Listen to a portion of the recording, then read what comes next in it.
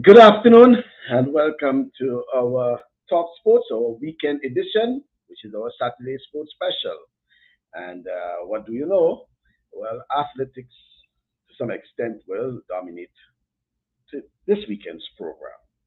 And I assume many people are basking in the glory of last night's 400 meters final at the World Athletic Championships, where Kirani James picked up the silver medal. And it was a situation of the United States, Michael Norman taking the gold medal, Kirani James of Grenada the silver, and we have Matthew Hudson Smith of Great Britain picking up the bronze medal. Um, you know, lots of nostalgia, you know, for the various athletes competing, especially those who made the final, because we saw Wayne Van de Kirk into the final. He's the world record holder, and he battled back injury on and off though, but it's good to see that he was actually into the final. Okay, but as indicated, our special guest this afternoon is no stranger to the discussion. He himself was a finalist at the 2011 World Athletic Championships in Daegu, and we are speaking of Rondell Bartholomew. As you know, Rondell Bartholomew won medals at the CARIFTA Games. He himself was a gold medalist, silver medalist, multi-medalist, I should say, at the CARIFTA Games as well as the Junior Pan American Games, and has represented Grenada all across the globe. In terms of world championships, he is also in the Diamond League and, you know, all these other championships, I should say. So it's always a pleasure to have our athletes with us. And let me welcome, for the first time, I should say, to our program, Rondell Bartholomew. Rondell, good afternoon to you. Good afternoon, Michael. How you doing? I'm fine. I'm fine. Good afternoon. Well, I even before I introduce you, the, as you can see on the screen, Hazel is saying good afternoon to you. Hazel Butler. She's saying good afternoon to you. Good afternoon. How you doing? All right. So she's yeah. So we'll have a very good discussion with Rondell, and I know Rondell. It has been quite a while. First of all, let me ask you: have you looked at? Were you able to look at the final of the 400 meters last evening? I have. I have. Yeah, Thought it was yeah, a yeah. and I mean, what's your assessment? What can you say, Rondell? Uh, Thought it was a great race. I think personally, I think if Kirani had a better lane, if he had like an upper lane, I thought he would have win it. I mean, on Oregon track, it's kind of hard to run from any of those bottom lanes. From lane 3, go down, and only at Oregon, I see they're using lane 1 still. Most major championship, they don't really use lane 1 anymore. And as Kirani being one of the semifinal winners, I thought he would have at least lane 5, lane 6, or 4 maybe. And I think if he had one of those lanes to take out some of those pressure on his leg, trying to deal with the curve, thought he would have won the race though. He had to work a little too hard to get off the curve from lane 3. So, that put a lot of pressure on his legs, just trying to make up the stagger and trying to keep up with the field for the first 50 meters, the first 100 meters. I thought that took a lot of pressure on his leg. But if he had a better lane, I thought he would have won the race though. But overall, I thought it was a great race though, from battling back from what he battled back from. I thought it was a great race. All right. Well, and what about the? Yes, you talk about a great race. I know the women's final was also last evening, and again, a Another great race, you will say, I assume. Yep, Yeah. yep, yep. I mean, Shana Miller gonna do what Shana Miller do best though. She gonna go there and execute a good race. You know, I expect a little more a challenge from the other girl. I can't remember what country she's from, but I thought she would have give her a challenge. I thought she would have pulled like the NASA kind of strategy on her, but I guess she was tired from the first two rounds, and she run the mixed relay also. So I guess that kind of took her off the race though. But Shannon Miller gonna do what Shannon Miller does best. So And the women's 400 meters hurdles, Rondell. my Somehow I thought she was running alone, for some extent, and I assumed because it was a loaded field that she mm, had no chances, and she mm, was gone. She was gone from the go. man,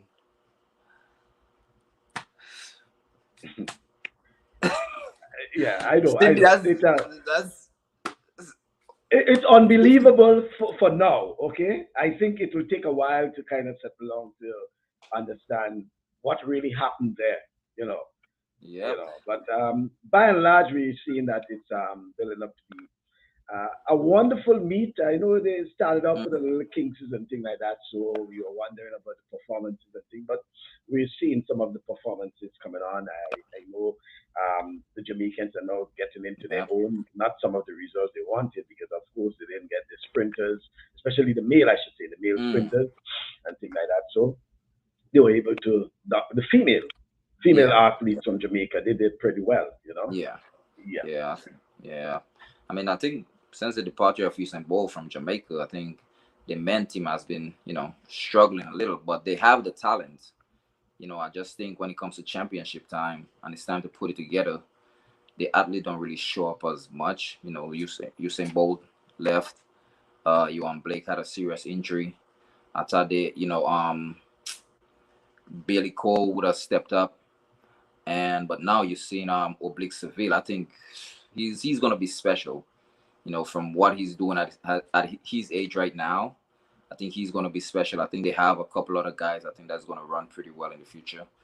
Jamaica they have things that they put in place so they constantly have athletes coming through. So I think they're gonna be okay. The women is obviously dominating right now, but on the men's side, I think they're in a rebuilding stage. So I think they'll be okay in the future though. And someone remarked about Paulino from the Dominican Republic. Yeah. She's one, and by and large, and I think Hazel is making the point here too that the Caribbean athletes are dominating, and it's great seeing the sportsmanship that they are showing. You Yeah. satisfied with the performances of the athletes, especially from the Caribbean? Yeah. I think overall, I think the Caribbean is represented pretty well though. As you see, the young lady from Barbados, I was happy for her. I was like because I seen her on the circuit for a while, and I saw she was dominating CARIFTA when she was dominating then. And now that she made the transition, went to Jamaica, the last 2 years has been really good for her. So I was really happy for her, especially. And then they have another guy in the 400 also. So overall, you could see the Caribbean is participating in almost every event right now. We have people from the smaller islands in events also. So overall, I think the Caribbean we're stepping up though, as a whole in every event. So I think we'll be okay also. All right, we'll come back to have a little discussion on that, Rondell. But Mm, so it has been quite a while. Rondell Bartholomew has not been on the circuit. mm. We have not been hearing much about Rondell. What has been taking place with Rondell in the meantime, between time? Ah, man. Just here. I was training for a while. I mean, before COVID, I was training exceptionally well. I think, and then I went home. I went home before COVID, and I got sick pretty bad when I was home. Once I was training with Mr. Clean, then I was sick for like a good 2 3 weeks, and after that, I came back up. I got better. Still continued training with Mr. Clean. Then I came back up, and then As soon as I came back up, COVID hit, bam. So that year I couldn't train at all at the school with my coach because they had things in place, policies in place where they didn't want like pros and stuff training with the athletes and stuff because they can't manage what we do. So I was training by myself for a while. Then you know trying to figure out how to, because I wasn't sponsored anymore by Adidas. So just trying to figure out how to still stay afloat, still survive, and continue training. That is itself was a process. Just trying to balance those two, working because I'm not American, so you have to figure out, hey, do you want to really keep doing this? Although it's something that you love and you care for, but it's going to be harder because I'm not American. I cannot afford to work here. So the money that I did make and did save up from my time with Adidas, I was just surviving off of that. So, I trained that whole COVID year. The year after that, I trained, and it just I just was, it didn't at a point it didn't make sense because I wasn't really competing. I wasn't really traveling. I wasn't really going anywhere. So I stopped training for a while, but I still, go to the gym, but I wasn't running at all. So I just been trying to figure out, hey, what do I really want to do? Do I want to still continue training or work, or just go home and train and go home and do something at home? But what had happened, I'd end up volunteering at the University of Alabama. So I was doing that the most of the time. I was volunteer coach down there for a while. So I was doing that most of the time, and then just that was basically that I was doing. To be honest, I was just a volunteer at the University of Alabama coaching. So, but now I'm just here right now. Just I ain't really doing much.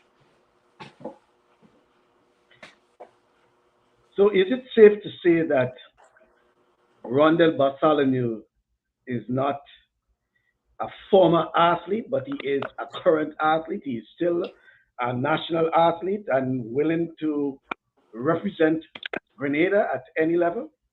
Ah, not just yet though. I mean, I have a few coaches that I've trained with in the past know how good I am, and they a few of them have reached out to me, said, hey, I talked to them. They saw me at a meet and they was like, well, come and train with me for a year. For me, the thing with that is, as I said earlier, is trying to figure out, hey, you're not American, you can't afford to work here. How do you make a transition from currently where I'm at? I'm currently in Alabama. One coach is in Florida, and then one is in Texas. So he's trying to figure out, hey, how do I make the transition from here to Florida, that is way more expensive, from here to Houston, that is way more expensive. How can I transition, manage, survive, continue training, and not not being just a bum, because that's something I'm a very hard worker. I work hard.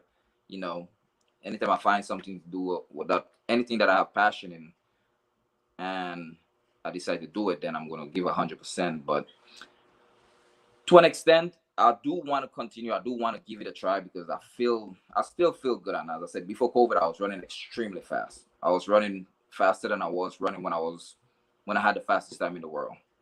Mentally, I wasn't there. I think after I tore my hamstring, I made a move to Florida to train with Adidas Group. Then I had left because I couldn't stay healthy. I went to Houston to train with a to for basically I went to Houston for physio, and I trained with a coach, and you know the stuff that we were doing just was not working. I gotten too big, my legs got too big, I got too heavy, and I just couldn't carry the weight because naturally I'm not a natural big bulky person, and that was the base of the program. Building muscle, and I was like, well, that's not me.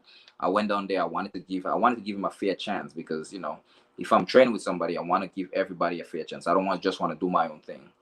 But I went there and I did give him a fair chance, but it just wasn't working. And mentally, I lost it. I thought that was the best part of my game, my my game period. But after I went down there, I started losing because I just couldn't carry the weight, although I was running extremely fast in practice. doing repeats, 150s, 1460s, running. That's like 19 point in a race itself. But in a race itself, mentally, I wasn't there. And when I left because, as I say, I got too big. I came back to my coach at Alabama. It took me almost 2 years just to lose that, just to get rid of that weight and get my endurance back and my fitness back, 400 wise. And when I did get back, I couldn't figure out the mental part of it though.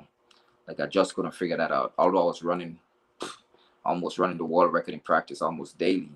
And my coach was so disappointed because every time I did go to a meet, I couldn't transition what I was doing in practice into a meet. And for me, that was killing me personally because I'm highly competitive.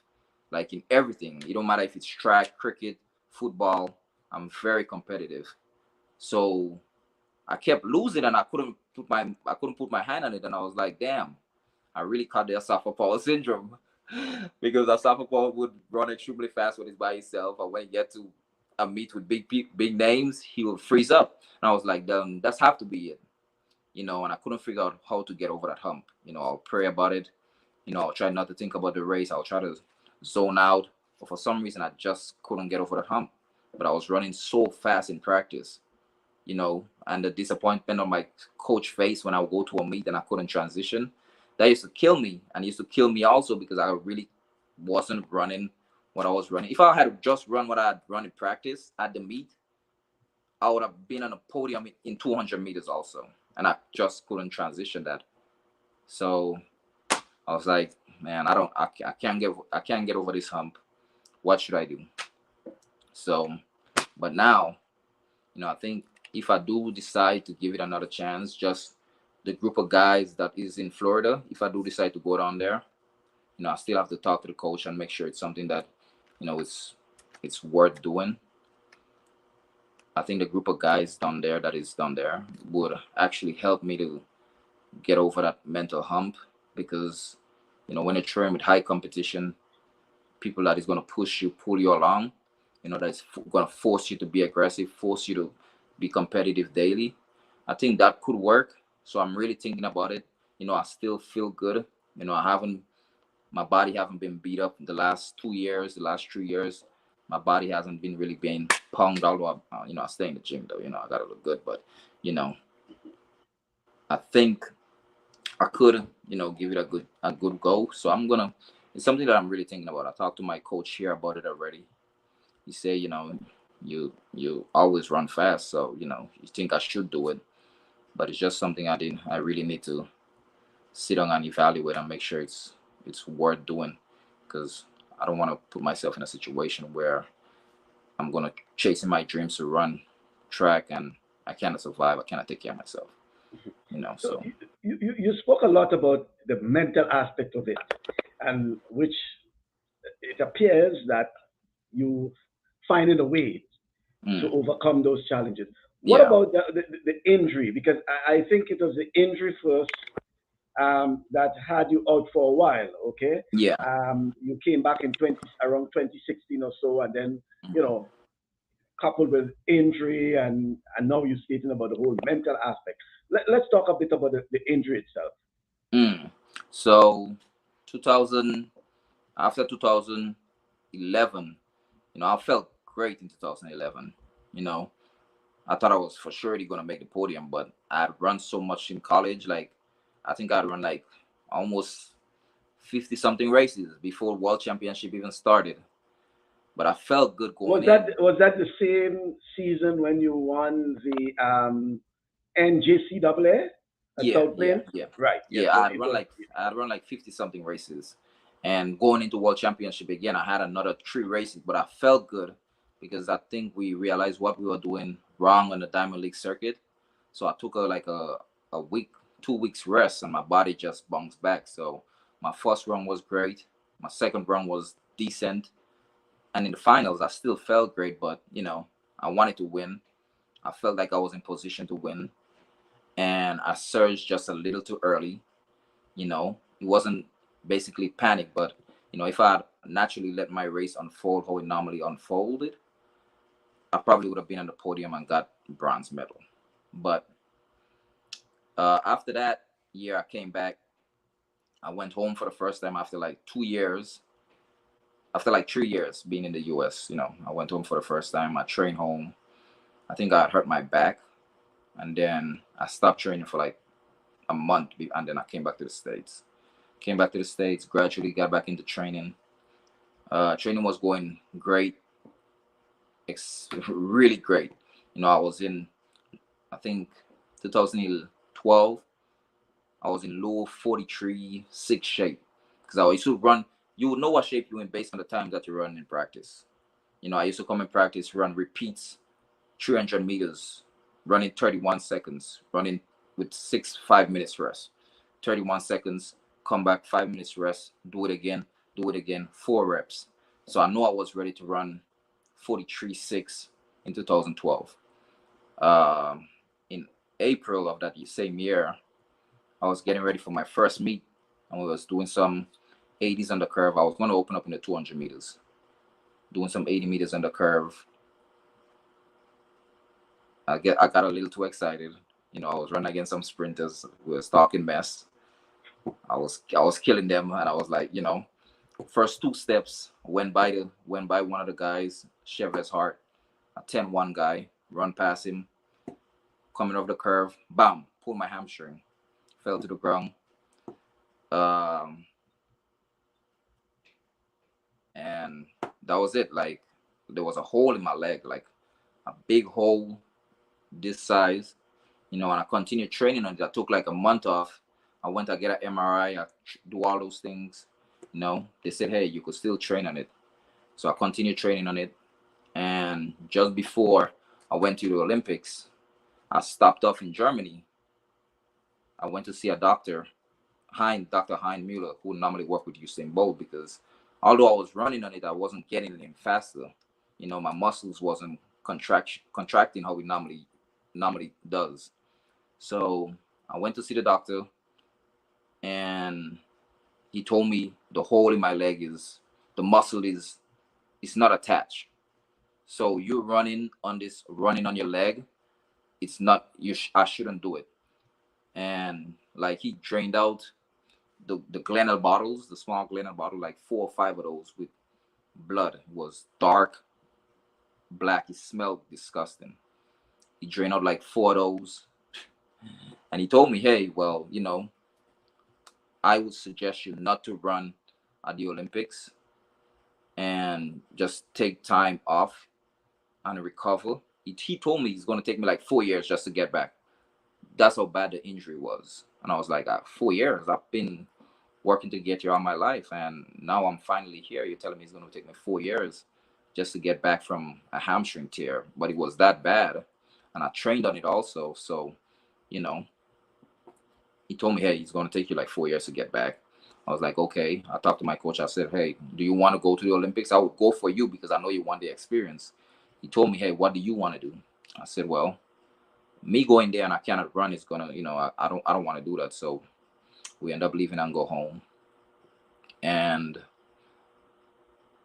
got back. Every year after that, I still try to train on it, but every year after that, every time I train, well, I start getting faster, I would hurt it again. Every year, every 2 months, as soon as I get faster, I'm getting better, I would hurt the same leg over and over and over and over. So that happened for like another 2-3 years straight. And then my coach, well, they was like, wait, you need to move to Florida. I moved to Florida.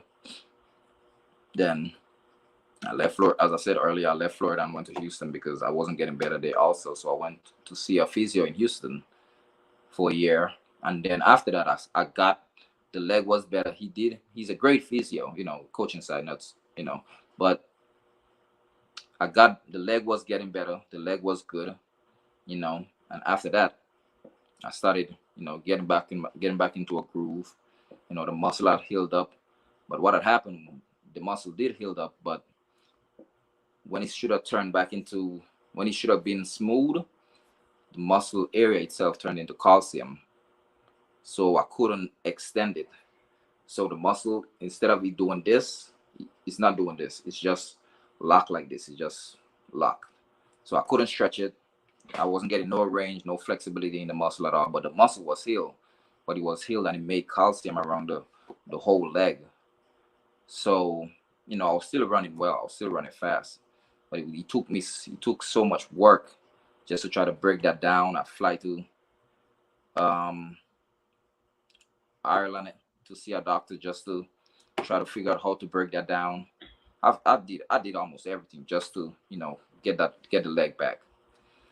But the injury, it's sports. It comes along with track and field, especially if you want to be good, if you want to be great. And I've never wanted to settle just for being average. So I've always want to practice, and I'll push myself. I'll take my body to different levels almost every day. I was running a little extremely too fast in practice most times, and I don't think my body was ready for it.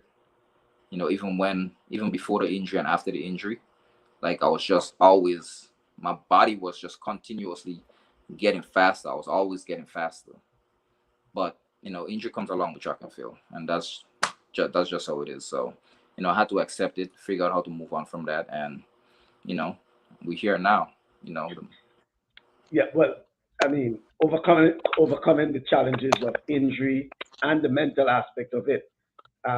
Are you seeing, and because of that, Rondell, you saying that that is inspiring you to push forward, to go ahead? I mean, seeing that you come from so much and uh, over, overcame so many things, so many mm. challenges, hurdles, that this is not the right time for you to give up, and you want to give a little more into it. The thing about it, right? I feel good. I'm the type of person. I'm very realistic with where I'm at in life, in every stage of my life. If I was going and work out and I didn't feel good, if I was going to the gym and my body was continuously hurting, I would have been like, okay, I did everything I can, you know. But I still feel good. I feel amazing. I did almost 10 miles this morning. I get up. I still have a routine where I'll get up at 5 in the morning. I'll go run my miles, go to the gym right after that. I feel good. And even before COVID and after COVID, I was running still extremely fast. I was coming to practice and I was literally obliterating everybody. Like I used to train with Dream Richards when he got bronze, and my workouts compared to his workouts was on a whole nother level.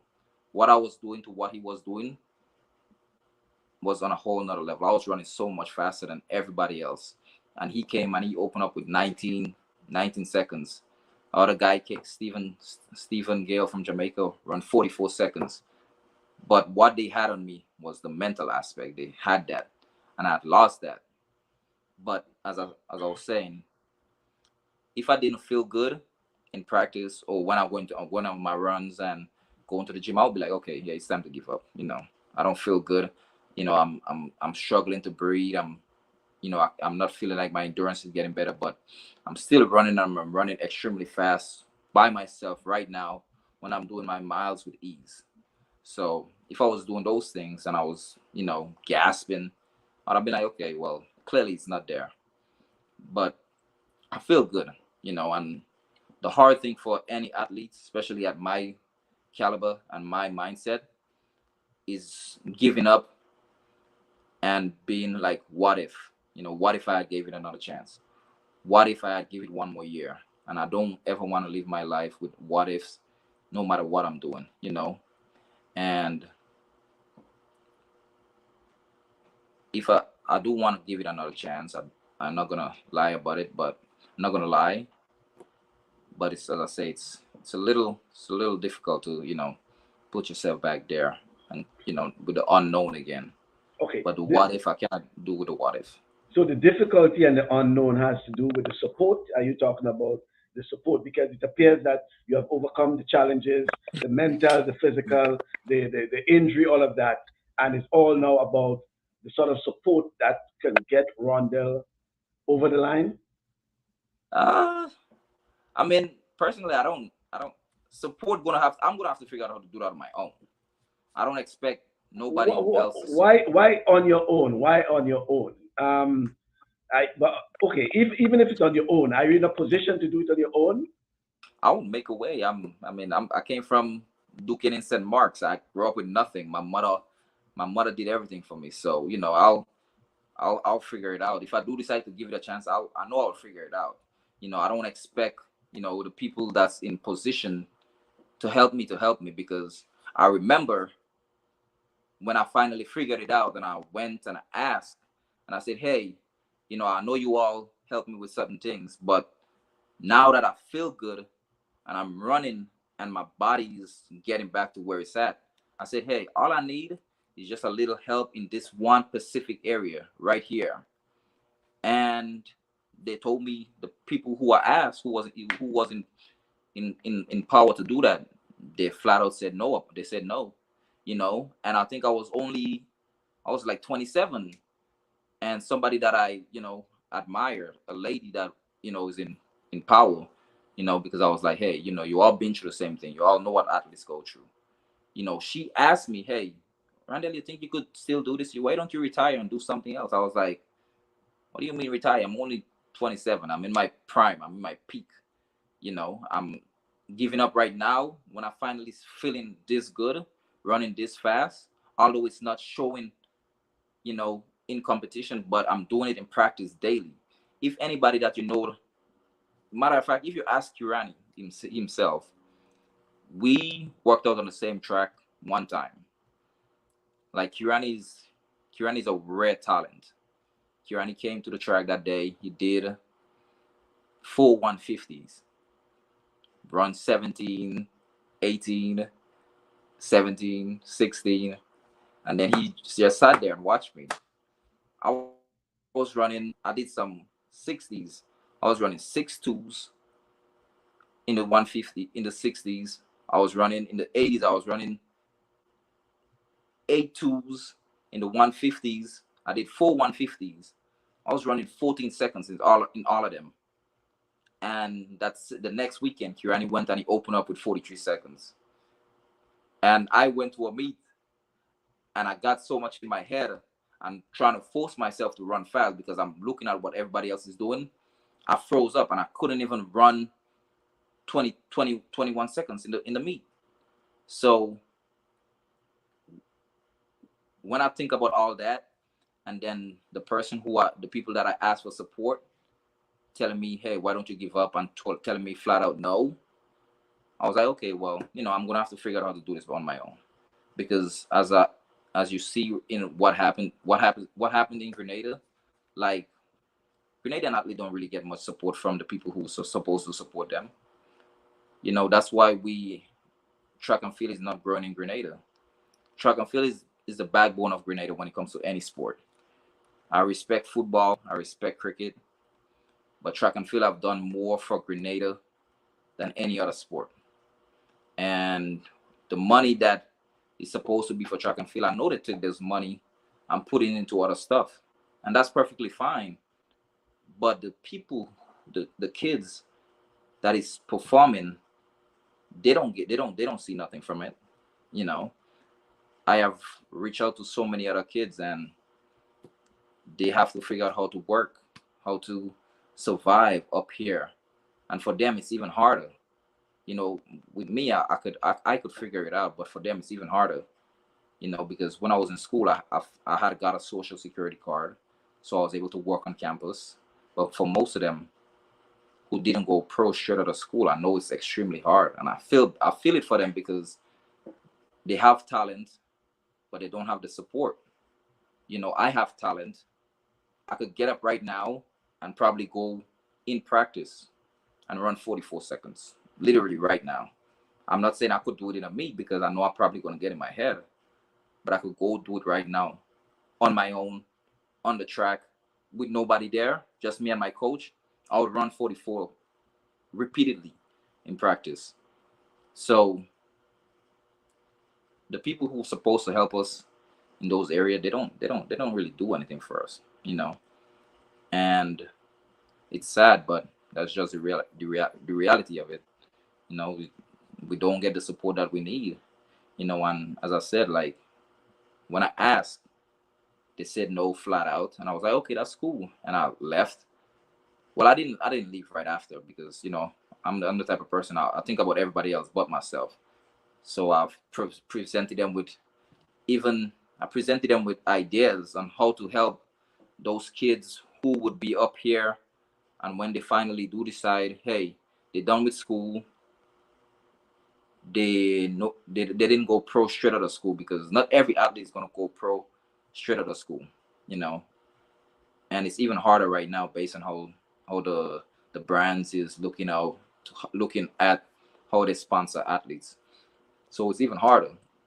So I asked them. I said I presented them with an idea. Hey, you know, there is Junior Charles, there is Marcel, there is Cut Modeste, a great group of 400-meter guys that you all have right now. Kamali We Felix. have a Jamali Felix. We have a great group of guys.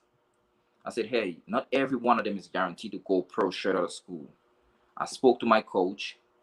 When they're done, all you all need to do is fund them for a year or two. They could come. I would provide them. I would get a place for them to stay.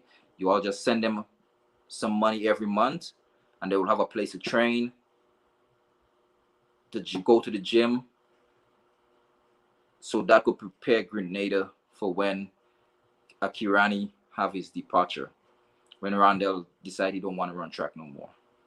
So we'll always have a foundation of building athletes. I said, hey, they could always come here.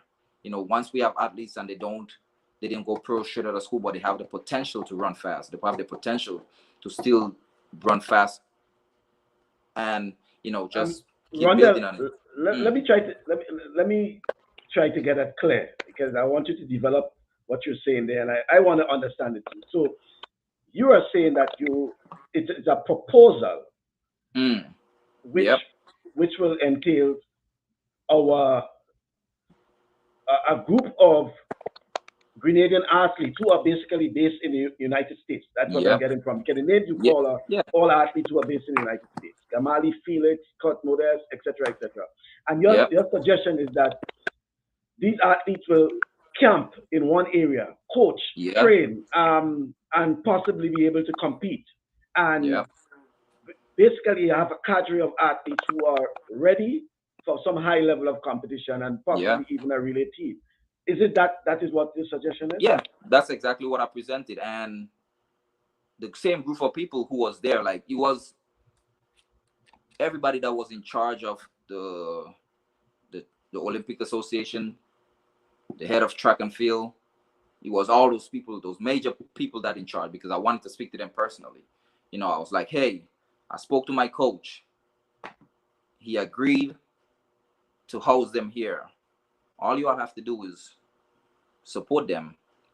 And I think that was before COVID also, and they told me they will get back to me. And up to this day, I haven't heard nothing from nobody. I have so much ideas on how to just help Grenada track and field develop, but personally, because I know who I'm dealing with, I know the kind of people that is in power, I'm not going to reach out to nobody no more. Because when I presented what I presented for the guys that is here right now, when I reach out to Junior told me he's trying to figure it out. I was like, but Junior run fast. Junior have potential to run extremely fast. Junior said he's trying to figure it out. He's trying to work and trying to train. I was like, well, that's hard. It's hard to do, especially when you want to run at a higher level. If Junior go and get a job at Amazon and he have to work a night shift, by the time he get off at work, his legs is way too tired to think about training. His body's already exhausted. If he do a day shift, he's not going to have time to train. And that's the weight I was trying to take off those athletes when I presented what I presented to those people. And they told me they would get back to me, and they never got back to me. I reached out to Coach Modeste. He said the same thing. When he told me, he literally said Grenada forgot about him. I almost cried, because I was like, he texted to me and I felt his pain. I was like, damn.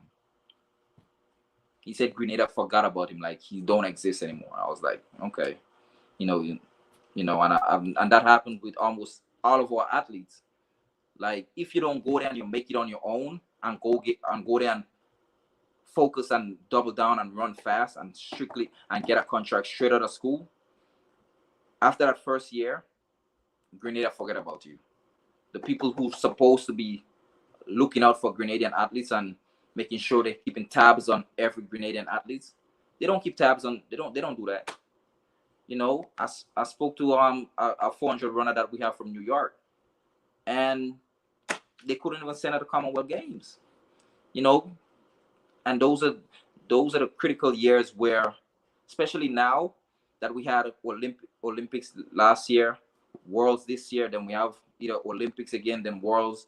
We have championship for the next 2-3 years back to back, and they didn't put nothing in place for we to have a relay team, for we to send one of the biggest teams that we ever send. You know, if anybody who had recognized that and be like, oh damn, we have all this championship back to back, let's see how we could get the athletes that is running well right now and put them somewhere, or put them together so we could finally have that relay team. Because now is the easiest time where they have more than enough people to put together to have a relay team. They don't have to heavily rely on Kirani anymore. When I was there, I was always the one who was trying to get everybody together. You know, I went out of my way when Braylon approached me to get Braylon to, you know, come and compete for Grenada and all this extra stuff. And they abandoned him when he needed them the most also. So, you know, we don't get the support from the Grenada, you know, the people that's in power. We don't get it. It's kind of unfortunate that we're speaking about something like that, or you are explaining something like that at a time when, you know, the nation should be celebrating, you know, Kirani Yeah. Silva. But again, it's the point you're making is that the day Kirani, if we do not put things in place, the day Kirani says goodbye or Rondell says goodbye, you know, we're not leaving a foundation. We're not leaving athletes a proper foundation so that athletes can take the batter and move. We probably will have to wait for our next generation.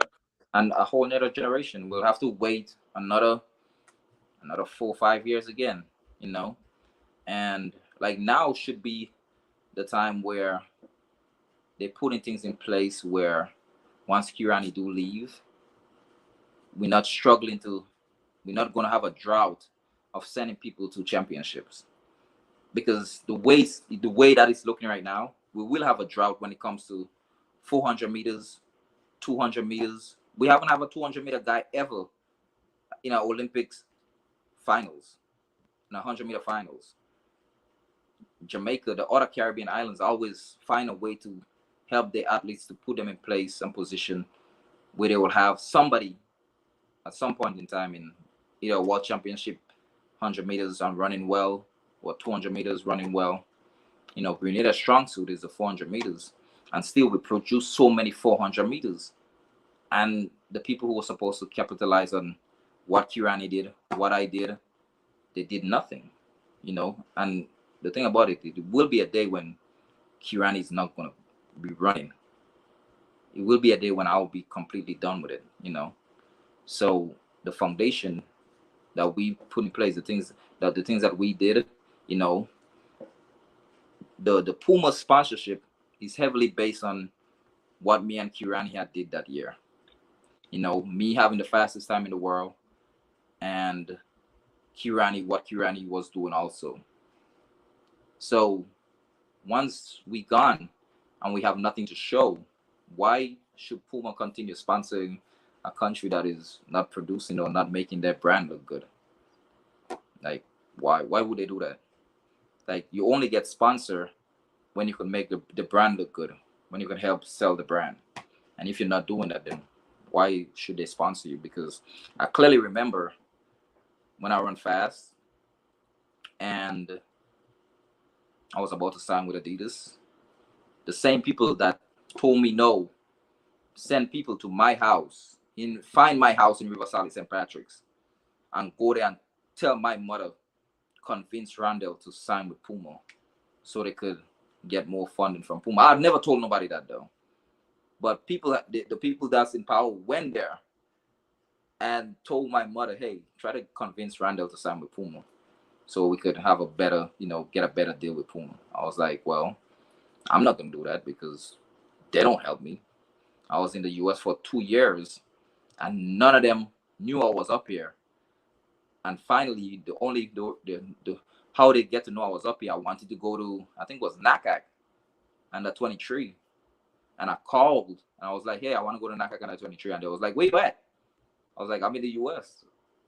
I won NJC 400 meters, indoor, outdoors, and you all tell me you all don't know where I'm at?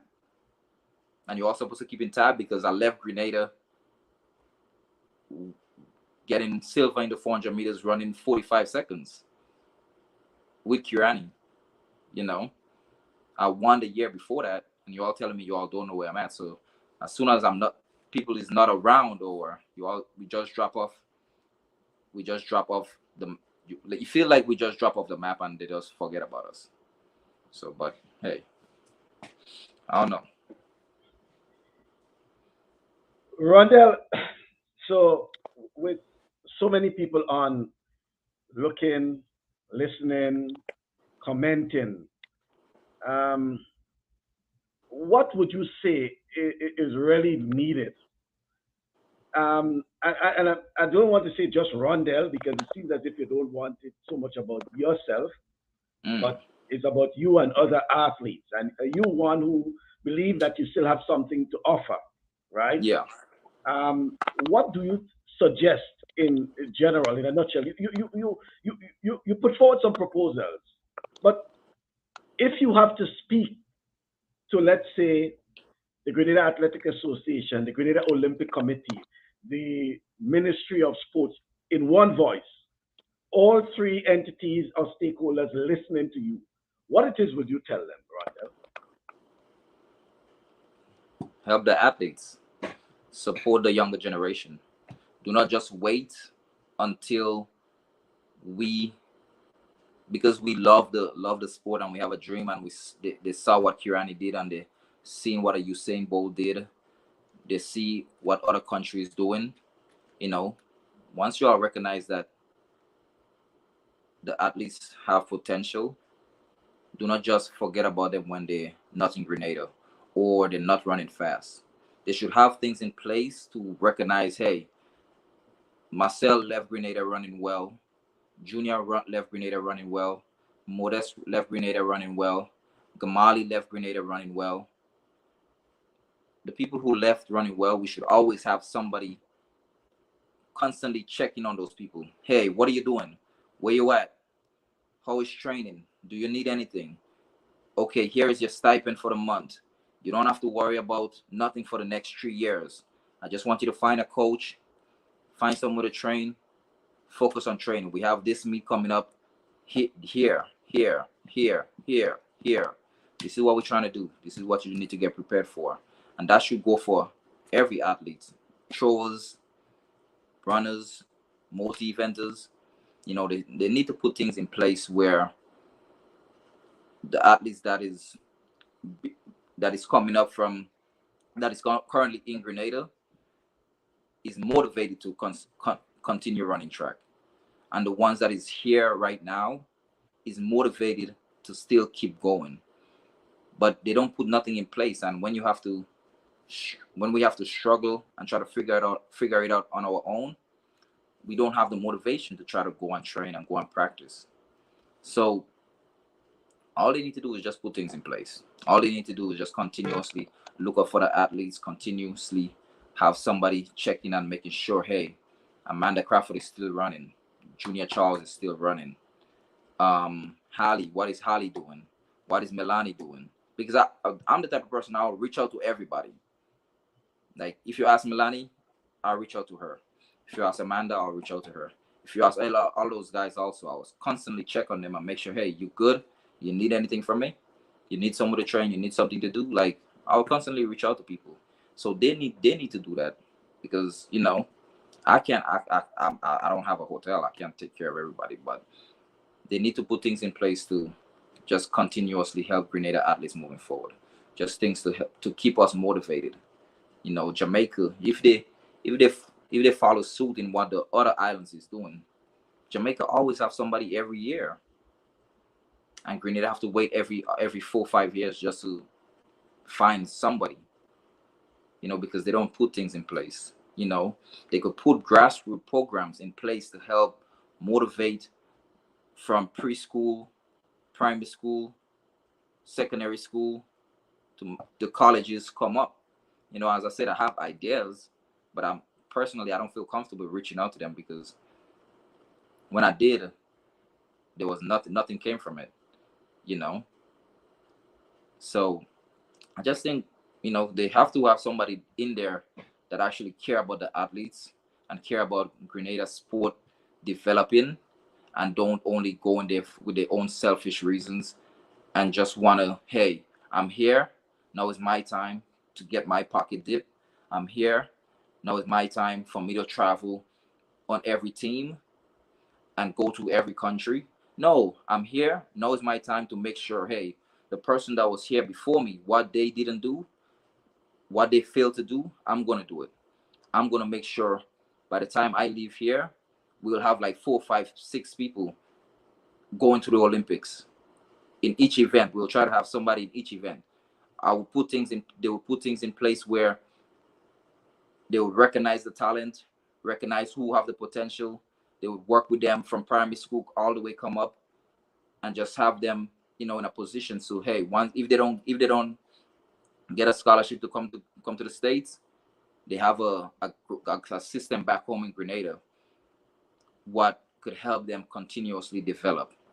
Because Grenada, most people want the kind of weather that we have in Grenada. That's where people want to train, and we cannot produce our own athletes there like Jamaica do in their country. That for itself, it's sad though, because we have a good facility, we have a bundle of grass track, what is ideal for training, the beach, you know, and we still don't have nothing But in place. well, if I can tell you, if it's one person who is actually listening to you at this point in time, it's the Minister of Sports. He Mm, says, listen in, sorry I joined late, but he's actually taking in the comments. And I'm certain after hearing your plea, after hearing and probably reading some of the comments, I'm certain the Minister will be certainly trying to reach out and find out what is going on. He has taken a passion now. I think he has developed a passion in terms of assisting, listening to the various sides, because I think only this week he met with the um, Grenada Olympic Committee, and he has been meeting with various stakeholders in terms of the Football Association and mm, others. And I'm certain your plea would not go on deaf ears. Okay. mm, Lots of comments coming in there. I'm telling you, there are lots of comments there, Rondell, and I think you may have opened a can of worms, but for mm, many people, they believe that it's something that needs to be said, and it's coming from an athlete as yourself. And for those who probably would have missed it earlier, Rondell actually said that he is in a position to continue running. He has not given up, so it's wrong for me to say former national athlete. I, I I said it in the context of not seeing Rondell on the track for a while. And by the way, our program was agreed on probably about a week or two, about 2 weeks ago, right? yeah. Rondell, do you dare tell us why you could not have be on the program? I don't want to say it. Can you tell us why you could not have made the program last weekend? You should have been on the program. Why you could not have made the program? Man, the thing about it, right? Most people wouldn't like me because I speak my mind and I don't really hold no punches. Like, I'll tell you flat out, if you're messing up, it don't matter what, it don't matter who you are. If you're messing up and I'm in a position to tell you you're messing up, I'm gonna tell you flat out you're messing up. You may not, and the thing about it, I may not say it nice, you know. So for me, I'll be like, well, it's best I don't say nothing, because the way I might say it and how it's gonna come off, a lot of people is gonna take offense to it. I had to stop, think about it, because as I say, I don't always say things a nice way, because most people need to hear hear the truth, and the people around those people is lying to them and enabling them to do some of the foolishness that they're doing, because you cannot continuously have the same people doing the same thing and having the same outcome, and nothing is getting better. Like, it's the same people that's been there and the same outcome, and nothing is getting better. Like, we still cannot have a relay team. Like, we still cannot have a 2020 team. Like, Grenada still can have a big football team. Like, there is so much areas that we're lacking in, and the people that should be pushing those things forward, that is continuously there every year, they're not doing nothing. They're selfish, and they think about themselves, and they think about how they could get rich off of the sport, and think about how they could travel and go to 10 different countries every year, and feed them and their family. And those are things that be coming to my mind. I'll be like, I don't know if I could say, but I'll say what I want to say regardless. Who want to vex, that's on them. Because for me personally, I'm athlete first. I'm development first. I'm Grenada first. I want to see Grenada have a relay team. Do you know how hard me and Kirani had to run in 2011 to try to qualify? Try to pull Kiman Henry along, try to pull Joel along. Do you know how hard we had to run that year? Plus, based on all the races that we had in our college season, and still take the time out and come there with the potential of us going to World Championship and getting a medal. But we had to sacrifice and said, hey, let's get together and let's try to see if we could qualify and put a relay team together. And we had to take Joel. Joel have real potential, but things wasn't in place for Joel to run fast that year. Joel wasn't in shape to run fast that year. We had to take Keman from Grenada. Keman wasn't gonna. I would have liked Keman to run fast that in that relay, but there was a whole different breed of guys. But if they had put things in place from that year when we went to CARIFTA and we got bronze, because what I've noticed also, there's a lot of friend thing in Grenada, especially in sports. People only look out for the people that they like, and people that they're close with, and people who they consider to be friends, and all those type of things. That has been happening for years, even when I was there. And when they have major meets like World Juniors, they used to tell me about World Juniors a week before or 2 weeks before. And other people who was going knew about World Juniors like probably since before the season start. Because why? Maybe I wasn't their favorite. Maybe they didn't care to let me know. But that always have been going on, and that happened to me every time I was in Grenada before championship. Like, before I went to Worlds for the first time in 2009, literally like 2 or 3 days before, they called me and they told me, hey, Kirani going to World Juniors. Do you want to go to World Championship? I was like, nah, I don't want to go. My coach said, go for the trip. I was like, okay, I'm going for the trip. I was like, because they knew World Championship was coming on. They knew because I had qualified, but they didn't tell me. So by the time they told me about it, I was already shut down my season. I was like, okay, well, there's nothing else for me to do. So I shut down my season, and I was chilling. I was getting ready to start my off-season training, and then they came back and told me that, and that happened like several times for major meets when I was home. But it's a lot of friend thing. Yeah. That's Well, cool.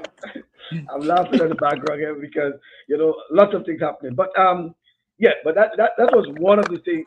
As a matter of fact, as a matter of disclaimer, that it's not the first time I've asked Rondell to be on the program, but Rondell was the person that will tell me up front, do you really want me to be on your program? I will say things and you will not be able to stop me. I have a lot of things to talk about. And I always say, Rondell, when you're ready, I'm always willing.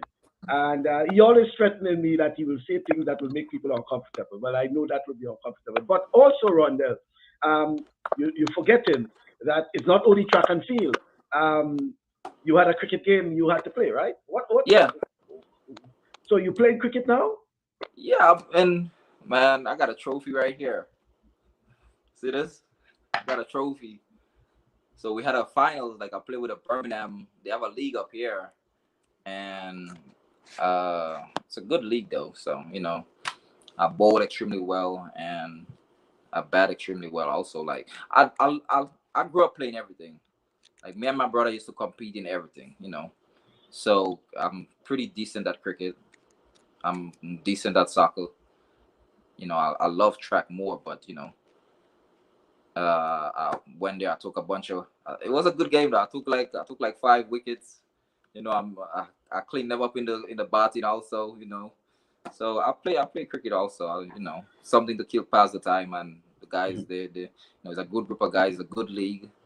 It's very very competitive. So it's a 2020 game. Go Okay. there and have some fun. Good to know you're keeping yourself active. Well, we did say we wanted an hour, but I'm telling you, we have to go beyond the hour because we have just started, it appears, and something you didn't really want to do a long time ago, you're doing it, and it's getting Mm. good. There's one, Nazio John is saying, "Hey, Rondell, thank you for speaking up for us, the younger generation. I'm getting ready for under 20, which is the World Under 20. What advice can you give me? Also, I would love to keep in contact with you so I can learn from you." Mm. Um, Personally, I think you just have to find you have to find a you have to find a coach that works for you based on your event. Work ethic has always been big for me. You know, very when I'm training, when I'm in season, I don't drink. Period. I'll sip a little wine every now and then, but I'm not a drinker. I don't really believe in an athlete drinking and getting drunk and passing out and doing all this extra stuff. I don't really believe in that. I go to bed. I try to get my 8 hours of sleep.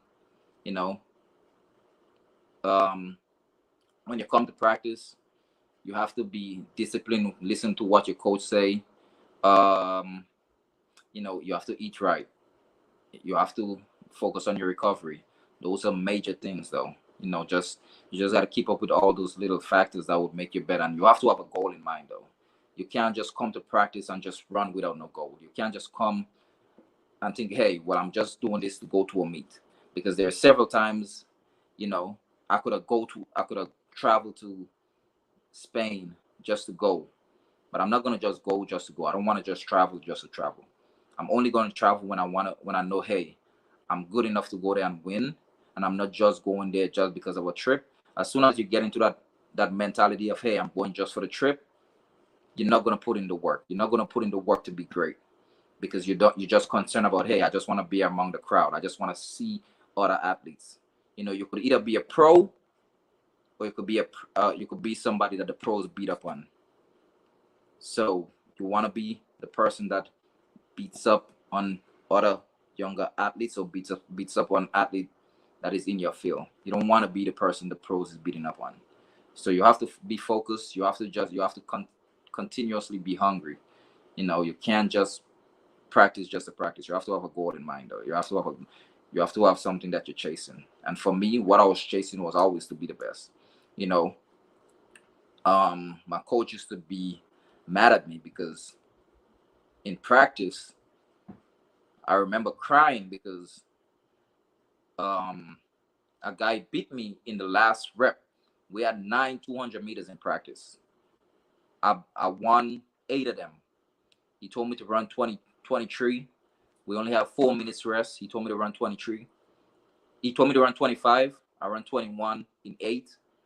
The last one, everybody saved for the last one, and they blow my back in. They destroyed me, and I cried. I was like, "Yo, there's no way this boy should be beating me on the last rep." You know, and then I was like, "The next time we do this, I'm gonna destroy them in the last rep also." And the next time we do it, I did the exact same thing. But what had happened? I built myself from the time before that I did it. My body had adapted, and for the last rep, I was ready for them. So I took off, and they took off also because they want to save for the first 8. I think they're gonna run past me. I was like, okay, well, I'm ready now, and I blew it back in that day. The next time we did it, so you have to go to practice with a goal, and you have to execute every day. You have to have, you have to have something that you're chasing.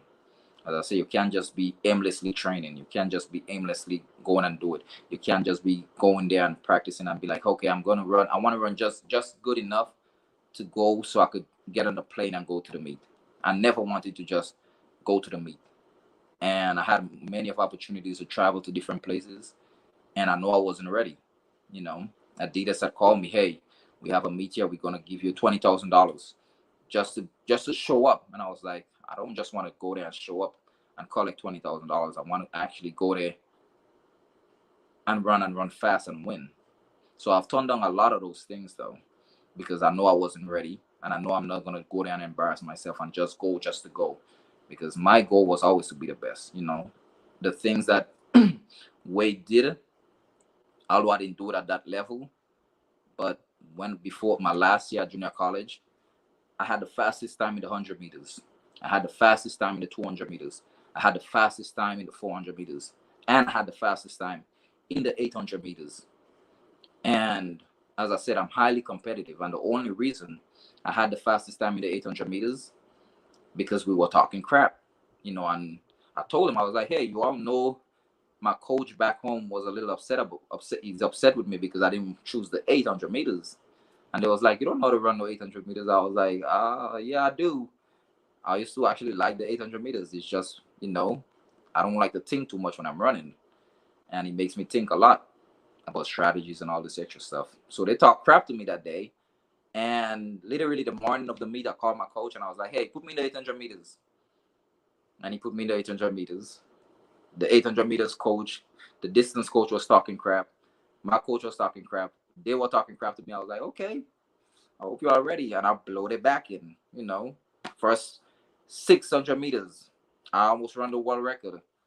The last 200 meters, I locked up, but I had such a big gap on them that they couldn't catch me. So that's what I'm saying. Like, you always got to be hungry. Don't ever settle. If you want to be great, you can't settle for being average. You can't just want to be good. Hey, I would just want to be good enough. No, I want to be great. What can I do to get me to be great? Do I have to sacrifice going out and party? Do I have to sacrifice hanging out with my friends? Do I have to make the sacrifice, eat on time, sleep on time, do all those little things, drink my water, stretch, um, take my ice bath, do all those little things? Yes, those are things you have to sacrifice. And I did all those things, because my goal was always not to be average. I wanted to do exactly what those guys was doing now back then. And when they do it now, I was like, damn, I was on pace to do those things. I was on pace to run. The day I tore my hamstring, I was on pace to run 19.7 because I did it in practice the week before that. It was just tune up in practice. And God forbid, I tore my hamstring, but I was on pace to run 19.7. I was on pace to run 9.82 because I did it in practice. I was on pace to run 43.6 because I did it in practice. So for me personally, that's why it's almost hard to kind of like give up and be like, okay, I'm done, because for me, I don't think I hit my true potential. And that's why for me it was a little hard to give up. But that's what I would tell any athlete after me right now though, or you're just trying to be good. You have to have something that you're chasing though. Okay. Um, while we continue with that, I told you earlier, well, the minister is on listening. Yeah. Senator Britton is also on. That's Senator Chris Britton from up St. Mark area, your sort of area up there. You say, hey, Rondell, bro, we appreciate everything you have done and continue to do. We empathize with you and we'll work towards the transformation of our sports policy, which will improve our support for the sporting disciplines at every levels. Everything. That's from Senator Britton. Yeah. That's Rondell, after seeing all that Kirani has gone through and still being able to make the podium, are you saying that this is also motivating you, that you have similarities in terms of challenges, and therefore you still believe that you can give something, whether individually or whether as a team effort, as they talk about, for example, the relay, for example? Yeah, I mean, Kirani is like me and Kirani. We people used to think they used to try to pin us against each other. I think back when it was in school back home, but me and Kirani is almost like brothers. So, when the thing happened with his mom, I felt it also. I called him, we talk. When I found out he was sick, I felt it also. So to see Kirani doing what he's doing, knowing what he's been through, those back to back, that's remarkable. And yes, that is motivation also for me. For me, because that's how can you fight back from so much, dealing with loss, dealing with being sick, and still having the courage, the motivation, you know, getting up, figuring out a way to get up every morning and going out there knowing that I'm sick and putting in the work to be on the podium. And Kirani is one of the most decorated 400-meter runner ever. And I think Grenada should recognize that they really have a gem when it comes to Kirani and try to always support him regardless to win, lose, or draw. Because I clearly remember he had a year when, he lost, and Grenadians some people they still had bad things to say. And I was like, yo, do you know what we have to go through on a daily basis? Track is already so much underrated when it comes to every other sport. Track is underpaid. We put in so much work. The pay doesn't match up with the work. So we have to put in so much work. We have to sacrifice so much. And regardless if we go there and we make the semis or we make the finals, hey, be like, hey, you went there and you did a great job. Hey, we'll support you regardless. But some people be still having, negative things to say. Oh, he could have win, but he got a medal. I've seen it. I've seen people who, when he didn't win, say, oh, he didn't go fast enough because look at him, he's still standing up. I was like, because he trained to stand up still. The training that he put in prepared him to, regardless, no matter how fast he go out, at the end of the race, he could still stand up because the work that he put in got him there. Not every race you're going to be lying down gasping. Your training is going to prepare you for that. So I think, yes, Kirani is motivation. Kirani should be motivation often on the track for everybody because, just being able to bounce back, as I said, from the things that he's been through, that is inspiring to me personally. And a parent who is listening and watching and hearing all this doom and gloom to an extent, um, what advice would you give to them if their son or daughter is willing to continue or to take up track?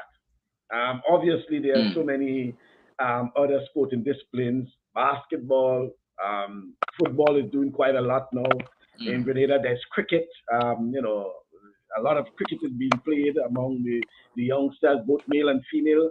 So yes, track and field will have the edge because of intercall and the involvement of many schools. But we Yeah. have seen even swimming, for example. Swimming is now becoming very popular in Grenada, Yep. and not just in the St. George's area. We've seen swimmers coming from St. Andrews, from St. John's. Yeah. Yeah. We're seeing tennis players coming from Caracu, for Mm. example. So, what would you tell a parent who is listening and may be wondering, I wonder if my child is making the right decision? What is the advice you will give to them, Rondell? I think what I would tell them personally, I think they have to weigh out the pros and cons though. So, hey, the pros to track and field is one, where your kids is at. If they said, hey, I'm here training with Wayne McSween from after school from this time to that time, where your kids is at. Another pro is, hey, you're gonna keep them fit, you're gonna keep them healthy. And especially if they have the potential again to run fast or they're good in whatever area in track and field. They track and field open up so much doors. There's you open doors for where you could travel and see the world. We provide you with scholarships to come to the United States. You could, if you're extremely good and you're dedicated and you put in the work, you may be good enough to be another Kirani James, in the sense of you may get a brand deal with a Nike or an Adidas or a Puma. So track and field open up a lot of doors. So if you're a parent and you recognize that your kids have talent, you should encourage those talent, or you should help try to nurture those talent. Say, hey, what do you need from me based on you wanting to run, and I see that you have potential and it's something that you love. How can I make this easier for you? What do you eat? How can I prepare the best meal so you could have the energy that you need? How can I help support you in whatever you need to do? Okay, well, you have to focus on your schoolwork. You need to come home after you train. You need to get this done. I'm not going to pressure you, because I think, when it comes to the school aspect of it, I think they don't need to pressure them, but they need to say, hey, both things go hand in hand, because especially if you want to come to the United States, your schoolwork is just as important as the running aspect. So both of those things go hand in hand. You cannot have one without the other, because you can't just come up here and decide, hey, I'm just going to run and not go to class. They will send you back home. You have to come up here and do both. So you have to think about, hey, I got to get this schoolwork done. I have to be able to pass these classes. I have to be able to do this, and everything balanced out. So I think parents should just continuously, hey, once they recognize that their kids is doing something that is positive, continuously push them into it. Continuously push them, guide them, help them, mentally, physically. Just continue being a support system for them. Show up to their meets when they have a meet. If they have a little local meet, show up there and help support them. Um, Rondell, are you concerned that some of the athletes who are representing Grenada Mm. and second, third generation, their parents probably Grenadians, and they born in the United States, for example, and have been competing for Grenada, rightly so because of their Mm. parents, may Yeah. may may just decide and have second thoughts that um, I may want to, they may want to switch allegiance or something. I mean, we have been seeing that in other countries, okay?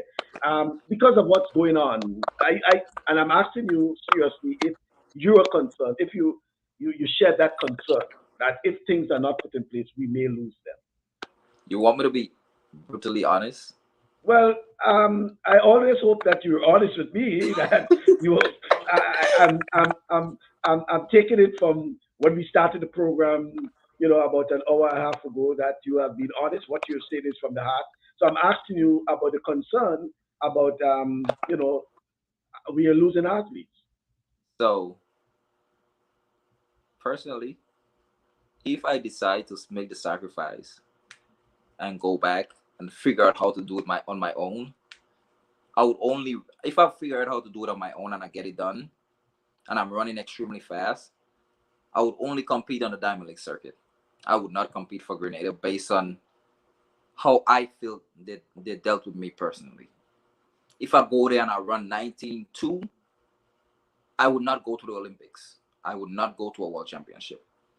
Because, as I said, the people who I went to and asked for help, when I finally was getting my body back, asked me, hey, Randall, do you think it's time to retire? I was like, but I'm now getting back though, you know?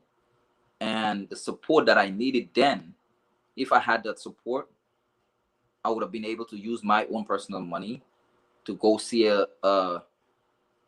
somebody, just a sports doctor, just to figure out, hey, how can I really get over this hump?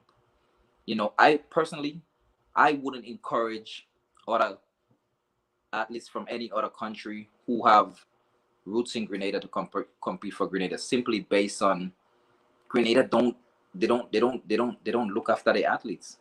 They don't appreciate what they have. You're telling me, like, you all have Amanda Crawford and you all literally didn't even know she was running this year. She's the only Grenadian female we have that is running this year. that is running fast. She ran 53 seconds in the 400 meters, and you all didn't send her to no meets, not one. And I have told her personally, I told her, hey, I wouldn't compete. I wouldn't do it because you have roots in Barbados. Do that. I'm just because at the end of the day, if Barbados is gonna look out for you, if Barbados is gonna help you with your training, they're gonna give you a little bit of money, so you won't have to think about consistently being on your feet all day working, and you could go there and you could really focus on train, and that would make it easier for you, and you could come and you could run fast and help that country and compete for the country and represent them. Then it's a win-win for both, but you cannot expect people to sacrifice everything and then come there and compete and run well, and you all didn't do nothing to help them get to where they're at.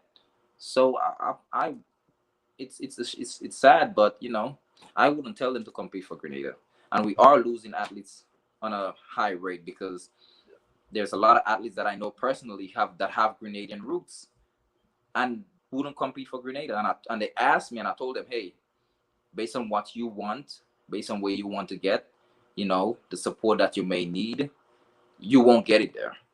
You know, I have Well, people who, I know we have collaborated before on quite a number of art. Well, I yeah, mean, one we can talk about was Braylon Taplin, for example. We have collaborated on many of yeah, these things. You will identify talents, and I will start working on getting them, the legal stuff, as we'll yeah, say. And then it comes back to haunt us to an extent. You know, but are you saying if the situation continues as is? But because if things change, I'm certain you will want to encourage them because yeah, you're a patriot. You're a patriot, of okay? course. That's And my, I'm certain you that's want to. yeah, that's home. That's home. But I do understand what athletes go through also. We don't. I would die for Grenada any day if they needed me. But I do understand what athletes go through. I do understand the pressure and the strain that not having that support do to an athlete mentally, emotionally, thinking that the people that who should be looking out for you is only looking out for their best interests. Because you cannot tell me that there's a big scandal where all this money went missing, and you cannot give a comfort based on calling 20 athletes and say, hey, this is the 20, 30 athletes that the majority of that money went to. Like, that's crazy. That's crazy. And you cannot keep an account for that, because why? The money didn't go to athletes and the athletes that deserve it. It went somewhere else. Maybe they traveled with it, maybe they did what they want with it, but I would not encourage no athlete to run for Grenada at this moment based on the things that is happening. But as you said earlier with the Braylon thing, Braylon was like my shadow. Braylon used to stay with me. Me and Braylon did everything together. When Braylon came to me and he was like, man, I want to run for Grenada, I was like, boy, how you gonna run for Grenada? He was like, man, my grandpa was Grenadian. And I was like, okay, he just want to follow me around. So the year that he got serious, I was like, okay, well, let me see how we could get this done. I called Michael. Then we went from there. We got the stuff. We got everything done. And Braylon have represented Grenada on several occasions and represented Grenada well. And Braylon finally got Well, himself in. well, including, you should also say, including when Kirani was down. Exactly. Mhm. Exactly. When Kirani was down, Braylon was the one that was holding us down. And the time when Braylon needed Grenada to actually step up and hold him down, they abandoned him. Not It's rare that a country, regardless to whatever they may think that happened, you have to hold him down though. You have to, because ain't no way you athletes from the United States had got into a similar predicament as Braylon. They the country hold them down. The Yeah, country fight for them. yeah. Whether it was But Gatlin, whether it was Coleman, whether it was Shakari, exactly, exactly. they stood with And them. Yeah, and most of those cases were more severe than Braylon's. You know, most of those cases, I've seen cases in the U.S. where they actually find stuff in those athlete system, but the country went above and beyond for them. But in Braylon's case, Grenada abandoned him, and Braylon is good to compete now. Braylon run the other day. Braylon run 45 seconds. Braylon run 45 seconds in a mid the other day. But I wouldn't encourage Braylon to compete for Grenada. I wouldn't tell Braylon to go back and do that because why? When Braylon needed them, they abandoned him. You know, and I felt bad. I called him. I was like, bro. He was like, man, they left me out to dry. You know, he had to figure it out by himself. You know, maybe maybe they did do something, but you know, to the extent of what extent though, you know. yeah. I recall when I was in Texas, in Austin. Mm-hmm. He drove down and we chat a couple times. I was able to meet him. I spoke to his mom, all these sort of things. And, I felt it for him when he showed me all the documents and explained everything to me. And I mean, some of it I could not have, at the time, could not have disclosed because it was still pending with WADA and all these sort of things. And, I asked myself, why it is when I looked at similar cases, it has a situation of him being whereabouts compared Yeah, to others that they found, you know, yeah, actual exactly. things in the system. And, I don't, and then what hurt me a bit was when someone told me that that will teach. I mean, could you imagine? And I'm quoting word for word. Mm, A member of the association at the time told me word for word that will teach him a lesson. And I was like, really? I don't want to talk a lot about that because I mean, when I knew what Braylon went through, what he did in the absence of Kirani, and even at short notices, just going all over the place, representing Grenada, carrying the yeah, Grenada flag, yeah, and then when he really needed the assistance, what really happened? You know, it's a bit sad, and it's sad what is happening. I mean, and again, I'm saying the conversation should be about celebrating in light of Kirani's, silver medal at the World Championships. But the fact is, if Kirani decides to hang up his boots any day from now, yeah. the concern you're sharing, Rondell, is that we do not have a foundation. We have a No number fun. of athletes with the potential. Yeah, Okay, we call their names. And by the way, it's not only male athletes. We have female female athletes as well. also. We have a number of athletes in Grenada who Yeah, are training with local coaches, yeah, whether it's Lee Coffey, whether it's with up in St. Patrick, wherever they are. Wayne McSween, for example, all yeah. these. What we need to do is to ensure that whether they're in Grenada or whether they're in the United States, there is a system in place, something that we can call upon them as a cadre of athletes to represent Grenada Mm. without any malice, you know. Right now, we realize that when you speak to some of these athletes, it's almost doom and gloom. Some of them will give you all sort of stories. Yeah, And I don't get the feeling that even if they want to represent and they go to represent Grenada, they feel that comfortable. Either something with a uniform, for example, a problem with the uniform. An mm-hmm. athlete, for example, twice competed with what it's considered to be female uniform, Mm. female uniform, all these sort of things. I mean, we can laugh at it now, but I mean, a lot of things have been happening, and we need to get things in order. Our athletes are committed, they are doing well, they are training, they want to Yeah, do well, they want to represent Grenada, but it appears that there is this malice, there is this lack of coordination. I mean, lack of even communication, as you said. You are I not the think only one I heard at the last moment getting information about competition, whereas the association, sorry, would have had that information quite a while now. yeah, exactly. I think equal opportunity for all. You know, once they decide, once that is the decision they make moving forward. Hey, everybody's gonna get equal opportunity to compete, equal opportunity. Hey, you're gonna know when the meets when they have the meets. I think we'll be okay, because as soon as people stop doing things for just their friends or for who they like, and they think about Grenada on a whole, instead of thinking about um St. Patrick's only, or only thinking about St. George's. As soon as they start to think about all the parishes and everybody getting equal opportunity, Grenada is going to be okay though. They have to remove friendship and who I like and put Grenada first. Put the development of Grenada first.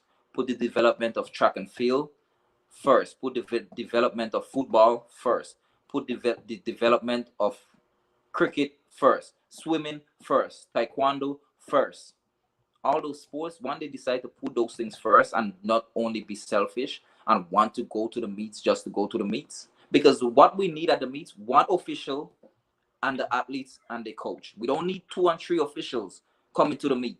We don't need you and your whole family having a ticket also. Your family didn't put in no work, they don't need to be here. We don't need all this extra stuff. We need an official, somebody to tell us, hey, where we getting our bibs, what time we run. We don't need 10 people to do that. We need the athletes and the athletes coach. Like, my coach couldn't even stay in the village with me when I had to go, when I went up there with my world championship. It was a hassle. He had to stay somewhere else. But we had like 4 officials. I was like, why do we have all these extra people here for no reason? And you're all doing the same exact thing. And some of you all not doing nothing. You all just came just for the trip. Like, we didn't put in all this work so you all could come here just for a trip. We didn't put in all this work and sacrifice all this, because I'm telling you, the going to a junior college, what junior had done, and then you all abandoned junior, what Marcel and all those boys done. Do you know how hard it is to be at a junior college and eating from the cafeteria and still competing and trying to run? Do you know how hard it is to eat the same thing every single day, and then we don't get when we finally do good, we don't get no support, and then you all only think about, hey, that person is not our friend, or that person is not running fast currently. No, you don't just abandon them, because they show you potential. They show you that they want it. They show you that they're willing to do whatever it takes to get there. Now all you all have to do is just step up and be like, hey, this is a 4-year contract. We're gonna give you money for 4 years, take care of you for 4 years. We have all these meets coming up. We're gonna make sure you're good. Find a coach, let us know, and we will support you. But they don't do that, and everybody just think about, if that person is not associated with me somehow, then we don't need to do nothing for them, and that is just a fact. That's just how things is running Grenada. Like, is a whole friend, is a whole little group of them who think about, hey, I'll go let my friend and his athletes know. I will let my people know. And I'm cool with everybody. I'm cool with a lot of people. But some people might be vexed, and a lot of people know who they are, and they know who be doing that stupidness. So, and if they want to vex, that's on them. But as I said before, I'm athlete first. I'm development of Grenada sport first. And I'm always going to try to look out for the athletes first, because if any of them, if anybody in Grenada or any official could say they get more Grenadian athletes into school up here than me, I would challenge them to tell me how many athletes they actually got into school. Because literally, I'll be going to track meets saying, hey, we got this person from Grenada. Look out for them. They're coming, And I've done that for mostly everybody that is up here, But I know that's things I don't speak about, because at the end of the day, it's not about me. I just want to see the people with the potential get what they deserve. And regardless if that person went to McDonald College, they could go to SAS, who was one of our main rivals. I would go and tell coaches, hey, we got this dude from Grenada, not from SAS. not from McDonald College, but from Grenada, who have potential and want to come up. And like, let me tell you one more story, right? I don't like talking about stories, but I remember getting. Before you tell that story, but it's interesting listening to you, Rondell, because for a lot of people they never knew that side about Rondell Bartholomew. They always consider Rondell to be the cool, quiet, calculated Mind you, guy. I really go out. I don't do much. I don't, I stay to myself. When I'm in Grenada, if I'm not traveling around, just being a goof, I don't really do much. But you know, I'm, I don't like some things I don't like, and I'm not gonna just sit by and, if I could say something about it, if I'm in a position to speak up, then I'll speak up because, I know how hard things is though. So I'll speak up. But one story, right? I remember when Nathan and Talon wanted to come up here. Mind you, I went to like 5, 6 track meets, just driving, using my own money, driving like 8 hours to different track meets to talk to coaches because I was like, yo, them boys have talent. I did that like for like 2, 3 months straight, going to different track meets. And I tell you, I was spending all my money. I was using my money at the time just so they could come up here. And I talked to one of my a dude that I run with. He was now a coach. He was like, okay, he will take both of them. All they need is just, I think, was like $5,000 to help them out for not even just a one-time payment of $5,000 to help them out, and everything else would be included. I call home. I called my girl. I called Miss Vita, and I told her, I was like, hey, the school said they will take both of them, but all they need is just a one-time payment of $5,000. That's nothing compared to the money that went missing. And she told me to ask them if they could bring it down lower. I was like, they already paid for everything. They paid for everything. I think they only needed the $5,000. Just, I don't remember what they had it to pay though. They had to pay something. And I was like, well, they already paid for everything. Those two boys will be representing Grenada, and all you all have to do is just help them just one time with $5,000.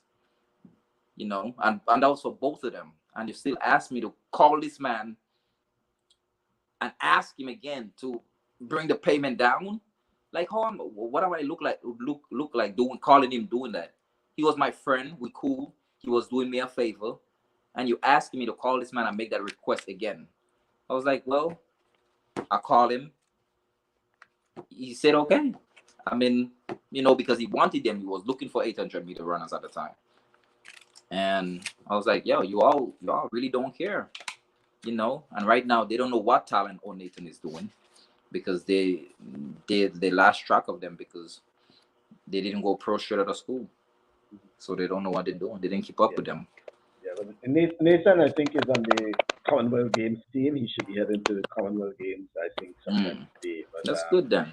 yeah, but I'm saying in the context of him having the potential, and you were talking about the college, in fact, there. Some more comments that a lot of comments on the board rather.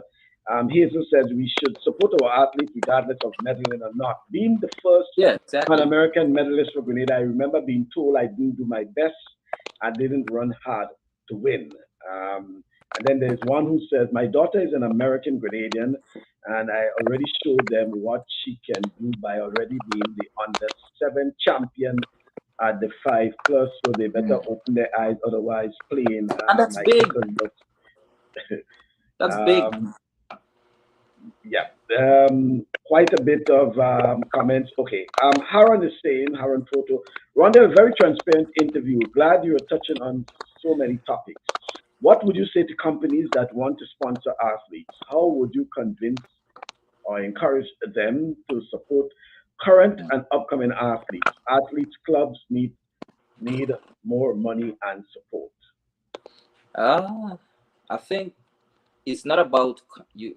You have to convince them with your performance. You have to show them that you're worth investing into. You. I'm not gonna just sponsor somebody just to show up there and they're not showing me that they're committed and serious. Mhm. So your performances have to be what is pulling people along or drawing people to you. That's what you have to. That's what's gonna get any support or any type of endorsement. Because at the end of the day, right? Once you're performing and you're performing at a high level, brands is gonna. You don't have to say nothing. They will come after you. Cindy didn't have to say anything. Delilah didn't have to say anything. Yeah. Ali Even the Steiner didn't have to say anything. even the Clayton twins from Jamaica, Yeah, they don't have to say much because the performance the performance. let people know, hey, I'm worth investing into. And want to know why they perform at such a high level? Because why?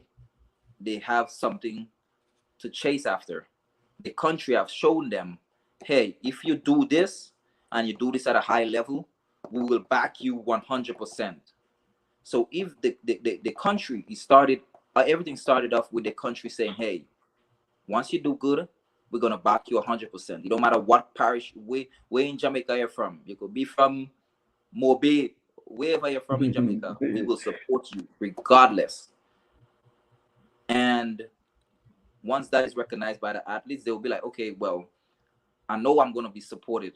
I know I'm gonna be looking after.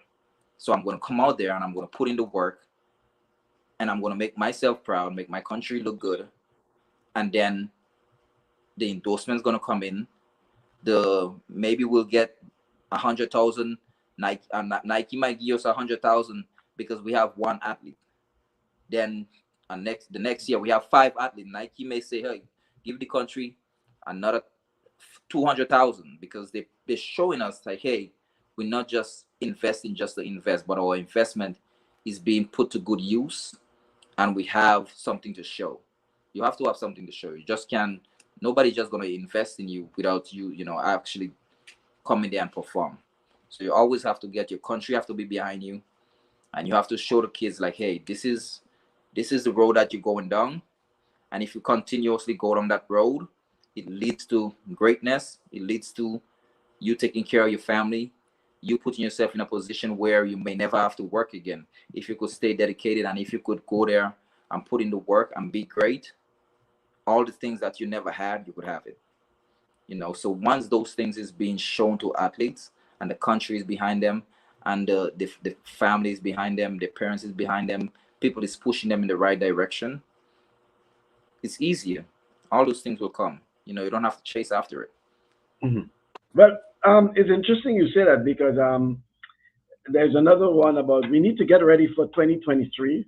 Obviously, it's next year, and 2024, the following year, which is an Olympic year.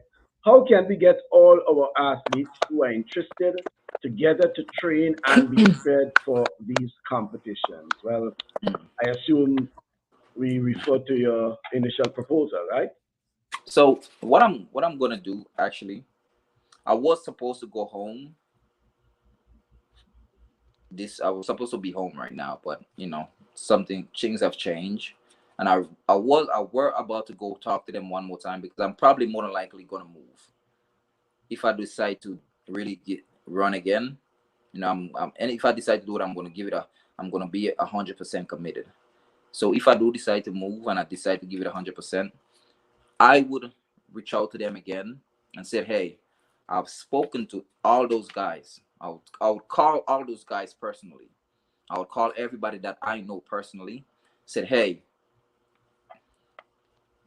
I'm moving to Florida. I would like all of you all to come with me to Florida because you have the junior have potential. All those boys have potential. The coach down there, me and him is the guy that I'm. If I when I talk to him, who I'm going to, me and him is pretty close. Um, he's a great coach. He coached Stephen Gardner. He coached Matthew Hutchins Smith. You know, I would go there and I would talk to him personally and said, hey, there's a group of Grenadian kids that I want to come. You don't necessarily have to train them personally.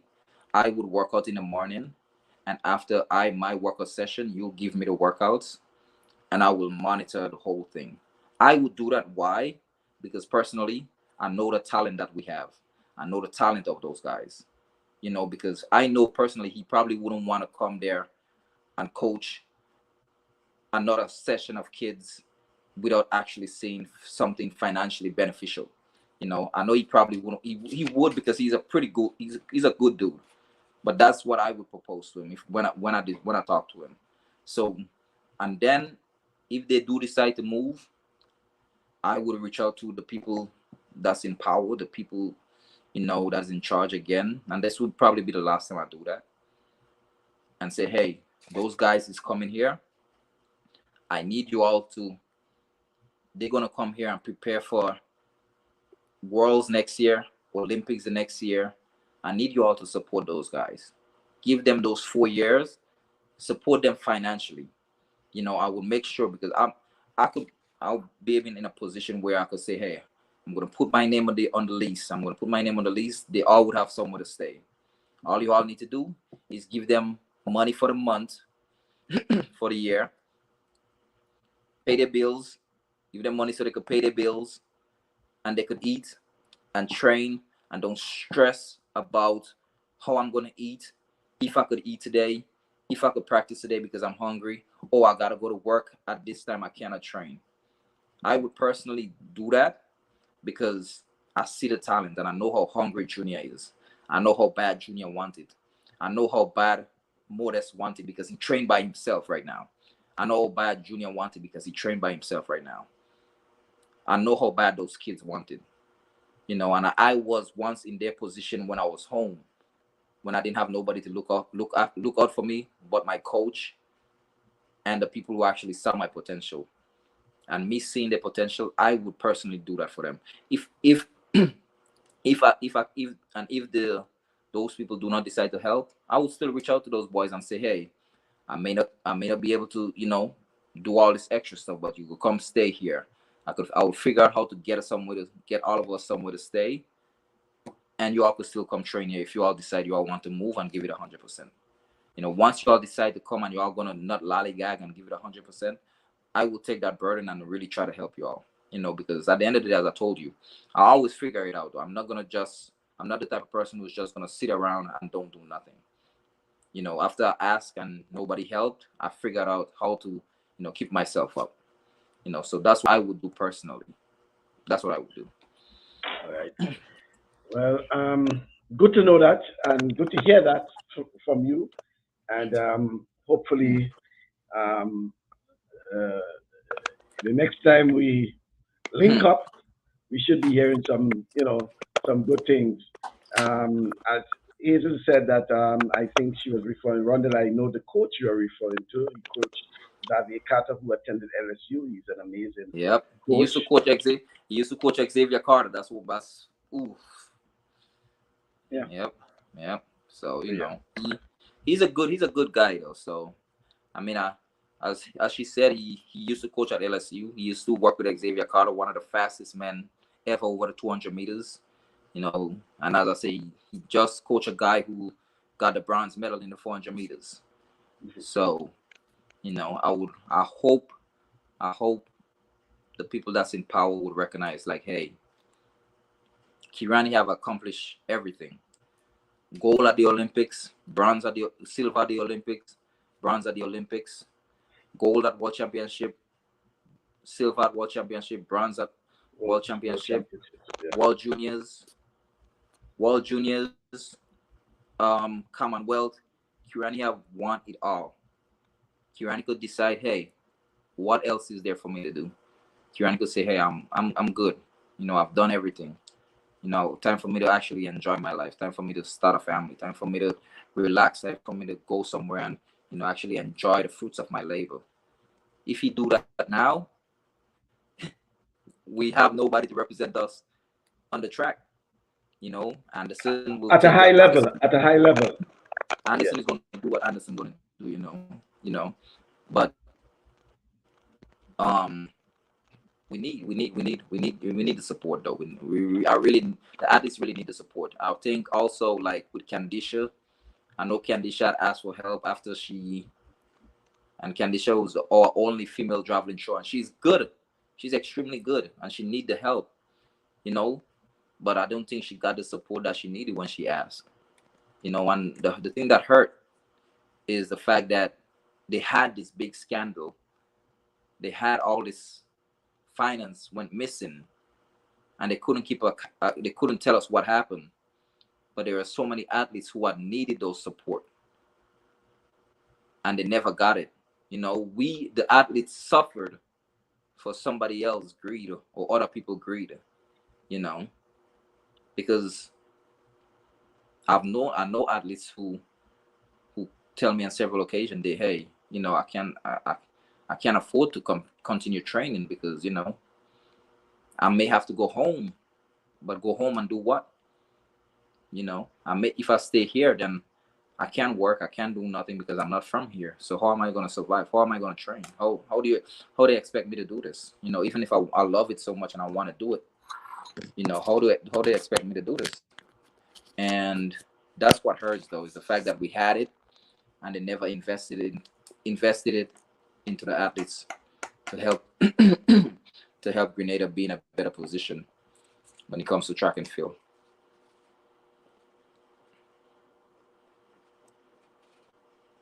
Well, Rondell, I guess as much as we get ready to wrap up, folks are really, really, well, enjoying the conversation with you at the same time, but a bit concerned about, what they're hearing and hearing it from someone like you.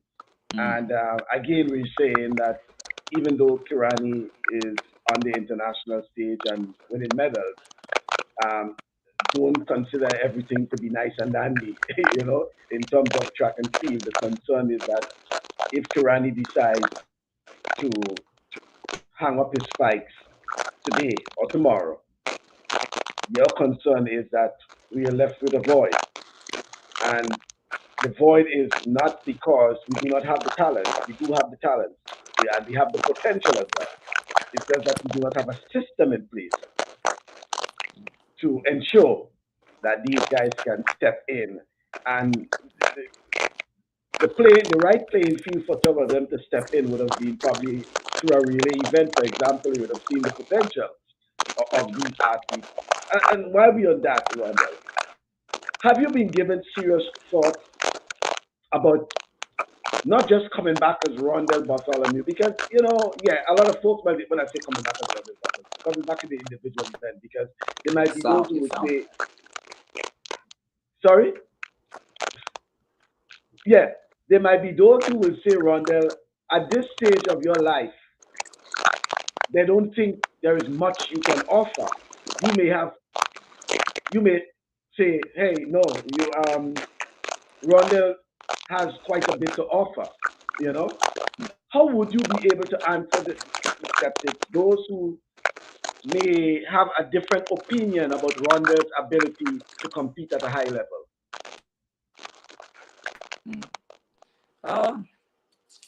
The thing is, right, for me, like, I'm very self-motivated. So I've never I've never really needed a bunch of people to tell me, hey, get up and go do this. Once I put my mind to something, regardless of my situation or where I'm at in life, if that's what I put my mind to do, if that's what I really want to do, then, I'll get up and get it done. If, as I said earlier, like, I feel good, my body's, still intact. The thing is, as I said, I really haven't trained at a high level for a while. But what I was doing before, all the pandemic stuff happened, I was running, as I said, I was running extremely fast, extremely well. So I think just being in a different environment, being around a different group of people, I think that's that's what is probably a change probably wasn't needed. But I'm a very loyal person also. Like, my coach had got me from 45.5 to 44 seconds in 2 years. And that year after, I probably would have run 43 seconds. Based on how my projections, always been. So I think, just moving forward and just putting myself in a different environment, I think that's something that I'm really looking at, just to get me over that hump and, just to just to fill it back out and give it a year, give it another year or two, because I think the state of track and field right now and the way the events is set up, I think we have even with the mixed relay, I think we should have if things was put in place when I've asked them, I think we would have a mixed relay team. I think we would have been able to put two of those young guys that I talk about in a mixed relay with Melanie and Amanda. I think those are things that we should have already been a part of. How everybody else is capitalizing on those things and we can't. So I think for me personally, I'm always hungry.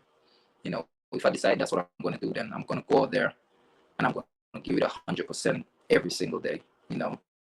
If I go there for 6 months and I realize, hey, my body is not firing how it normally fires, I'll be like, okay, well, I know myself pretty well. I know where I'm at. I'll be like, okay, well, it's not hitting how it's supposed to hit. I'm gonna be done with it. I'm gonna be like, okay, let me. I don't know if you can still hear me, but let me transition into focusing on coaching and just trying to help the next generation. Because I said, like, I've been there. I volunteer coach at Alabama for like since I got here, probably in 2015. Just been an assistant volunteer. So, and plus, I think my coach back home, Mr. Glean, is probably one of the best coaches I've ever seen, based on the amount of athletes that he has produced, the amount of athletes that he put on team in Grenada. The amount of medal that Mr. Glean have in his collection based on the athletes that he has. I don't think much Grenadian coach have that. That's somebody that I've learned a lot from. Somebody that I'm extremely close at. If I could pick up the phone whenever I'm calling him and say, hey, how do I do this? How do I get this done? And that's things. He was just not only my coach, he was somebody who mentored me also, live and tell me, oh, this is what you need to do when you need to do it. That's somebody I could call if I have any issue when it comes to, hey, how do I need to get this athlete here? They need to get over this hump. I could always call my coach at Alabama. He probably had the most. He probably had the most people at the World Championship right now. He used to coach Fred Curley. He used to coach Ryan Noble. He used to coach Tamara Clark. There's so many other people name I could call. That's somebody I could always call and say, hey, you decide to go into coaching. This is what you need to do here. That's things that we have talked about also. He was not only my coach, but somebody who have constantly looked out for me whenever I needed anything. If I decide as a coach, I got two young girls here who want to practice. I'm gonna coach them for a while. I've been doing that on the side also. So, I called him. I said, hey, how do I do this? How do I get this done? Plus the same guy that is in Florida, that's somebody I could always call and said, hey, this is your specialty. How do I get this person here? So if I decide to go that route, based on, I like coaching. I enjoy coaching also. It's something I do off and on with people, here and there. So, I always have people I could always call just for more knowledge though. All right. Well, it's good to know that, Rondell, and I really appreciate you spending, 2 hours of your Saturday with us. Should have been 1 hour, but it was going so nice. As we said, last week should have been that, but it was the final of your cricket game, and you you wanted to play. That's a video. I'm good enough right now. Well, you promised the proof. You promised to get me the video of you playing that cricket game. But at least you showed me the trophy. You know. But nice to know that you still engaged. But on a serious note, Rondell, we really hope, and I think based on the comments we have been seeing there is a hope that you know probably there might be an appearance of Rondell Bartholomew in the not too distant future. I am certain that people still want to see what Rondell has to offer, and if you do decide to hang up your boots, it will be done in an official way. I want to thank you very much, Rondell, and probably an opportunity. Any last words you have for those who have been listening? Shout out to Mike. There is another guy named Mike from New York also. Like, if I wanted to retire right now, he would come and drag me out of my house and tell me to to go run. This is somebody who believed in me more than I believe in myself at most times. Like, constantly would constantly, hey, when you're gonna do this? Hey, there's a doctor here that can look at you. There's a doctor here. There's somebody here. There's a training group here. So those are the things that I really do appreciate. There's a lot of people who always hit me up and ask me, hey, what are you doing? Are you gonna still run? Are you gonna still run? There's people who see me running around, see me in practice, see me working out, and be like, why you don't take it serious? Why don't y'all? And the same is the same thing for me. I'll be like, hey, it's kind of hard to really try to focus on trying to survive and out here in a country that I'm not from, and still try to give track 100%. But I'll make the sacrifice once I decide, that's something I'm really gonna do. I'll make the sacrifice, try to figure it out, and go from there. But the goal is always to run fast. The goal is always to be better than I was yesterday. The goal is always to bring as much people out along as I can, because I don't want that drought that after Alan Francis. Well, he didn't have a drought though. I don't think it was a drought. I think the year I saw Francis, I think one of my biggest motivation, the year that I saw Francis got fourth, that I think he should have won. I think the medal, the gold medal is based on, a lot of things that happened that year. But I think that was the year I really decided, hey, I want to really run fast, because when I saw that, I was like, damn, I know I want to be there. Also, I want to do that exact same thing and do it better. So I don't think there was really a drought. I think me and Kieran came right after. But what I don't want is after me and Kieran leave, there is nobody to pick up right where we left off. It should be a gradual, hey, I'm handing the stick to you. Now you go out there and you run with it, and you continue carrying this flag, and you continue to put us on the map. And it should be that every year, just like how the US could do it. Because what we have to realize also, we are smaller, so it's easier for us to recognize talent, based on certain bigger places. It's easier for us to recognize who's going to be good and focus on those people and put the money and put the support into them.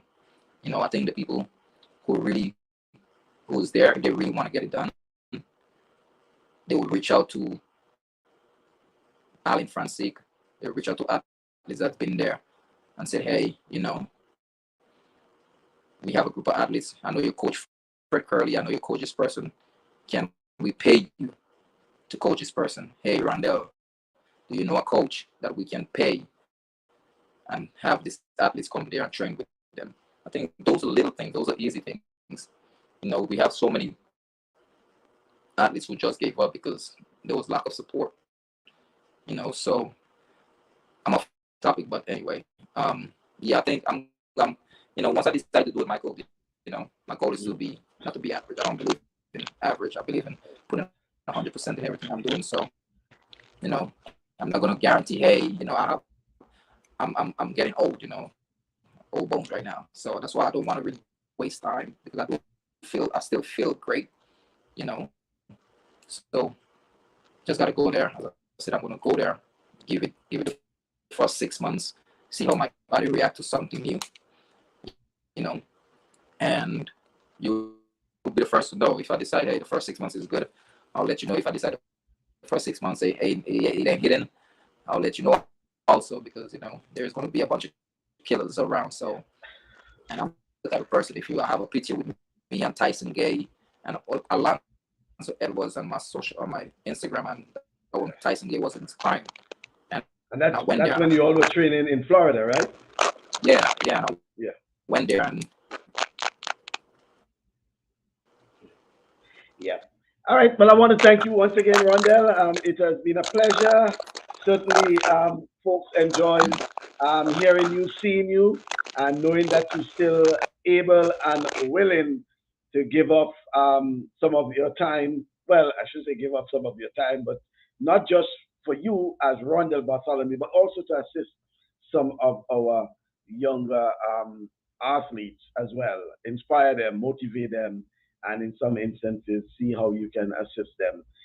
But the gist of it is that you want that more support for the athletes, especially those who have the potential, those with all the sponsors, etc. And they training, they want to compete, but just they basically on their own.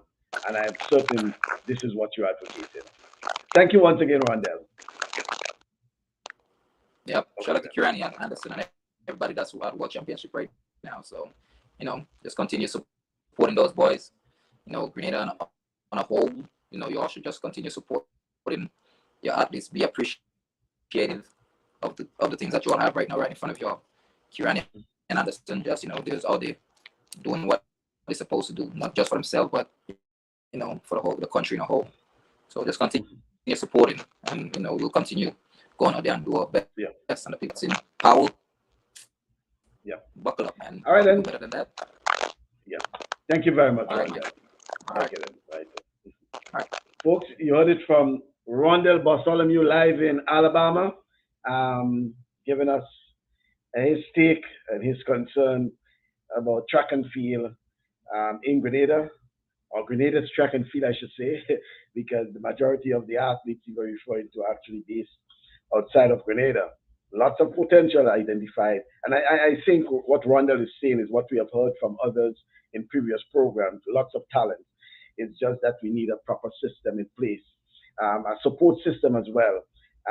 We are speaking about the sports policy, for example, and that's why we're saying that there are things in the sports policy, as we call it, low-hanging fruits that could be implemented that could deal with some of those issues that Rondell and others have been identifying. The whole idea of incentives for our athletes. Well, and by the way, he says athletes, but he was referring whether it's football, whether it's cricket, netball, basketball, sports in general, the support that is needed to bring our sportsmen and women to that next level. Okay, it's not all about them just competing, and and sometimes it's just by raw talent, raw talent. You know, it's also providing the support. Could you imagine the athletes that they are competing against? Some of them are competing against are athletes in themselves. They are professional athletes. That's all they're doing, and we have those who have to balance between train and to compete and still work. It's certainly unfair for and they're expecting these athletes, as a matter of fact, to compete at the highest level and to win medals. Yeah. Folks, thank you once again. Thank you for being part of our program this weekend. Continue to support our athletes. We have our track and field athletes in competition. Lyndon Victor is competing in the decathlon. He has already competed in 100 meters. The long jump is ongoing. You'll have 5 events to complete this today, and another 5 on Sunday, which is the final day. And then we have the final of the men's javelin throw later on with Anderson Peters in competition. He's the defending champion, and he will be going in looking for title defense. Well, he is looking to capture gold medal. That's Anderson Peters. Remember, last time he won the gold was in Doha in 2019. He has the opportunity. By far, he is the best in the javelin throw this year, world leader, and he had the best throw going into the qualification round as well. Look out also for that Indian chopper. That's the Olympic champion. In fact, there's been a battle between himself and Anderson since from the World Juniors. World Juniors. That's the guy who beat Anderson in the World Juniors. Yeah. So ongoing battle. Thanks once again, everyone. Lots of comments. We could not get all the comments in today, but thank you very much for being part of the program. Those of you who missed the entire interview, it's up on Facebook, on YouTube, or social media platforms. You can find the entire interview with Rondell Bartholomew. Well, normally a program like that, when I'm finished, I have to chat with my boy Rondell. So he's hanging around the corner so he can finish doing the chatting. Thank you once again. Invitation is yours to join me next week again. We should have another beautiful program. You have been a wonderful audience, and I really thank you for being with us. And I hope to see you again come next week. Until then, please enjoy the weekend. Thank you very much.